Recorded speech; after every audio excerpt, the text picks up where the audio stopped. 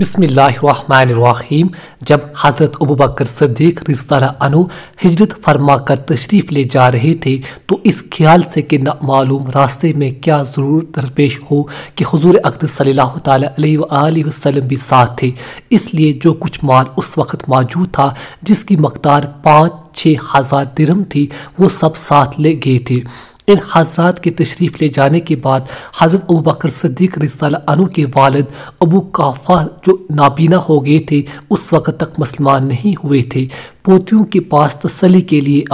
آ کر افسوس سے کہنے لگے کہ میرا خیال ہے کہ ابوبکر صدیق رضی اللہ عنہ نے اپنے جانے کا صدمہ بھی تم کو پہنچایا اور مال بھی شاید سب لے گیا کہ یہ دوسری مشقت تم پر ڈالی۔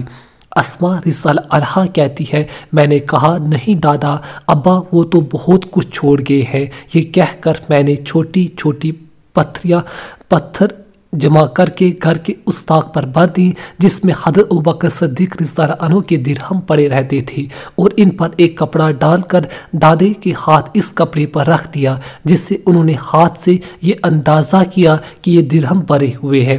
کہنے لگی، خیر یہ اس نے اچھا کیا، تمہارے گزارے کی صورت اس میں ہو جائے گی۔ اسماء رضی اللہ عنہ کہتی ہیں کہ خدا کی قسم کچھ بھی نہیں چھوڑا تھا، مگر میں نے دادے کی تسلی کے لیے یہ صورت اختیار کی کہ ان کو اس کا صدمہ نہ ہو۔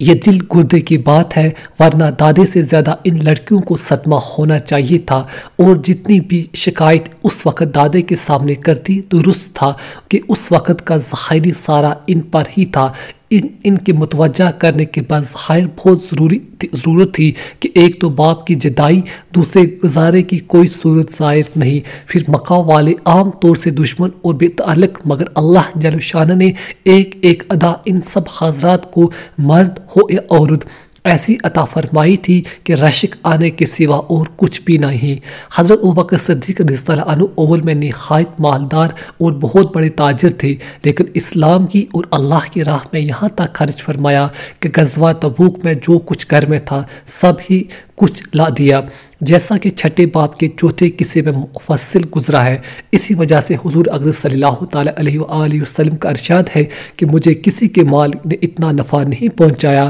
جتنا ابوبکر صدیق رضی اللہ عنہ کے مال نے۔ میں ہر شخص کے احسانات کا بدلہ دے چکا ہوں، مگر ابوبکر صدیق رضی اللہ عنہ کے احسانات کا بدلہ اللہ ہی دیں گے۔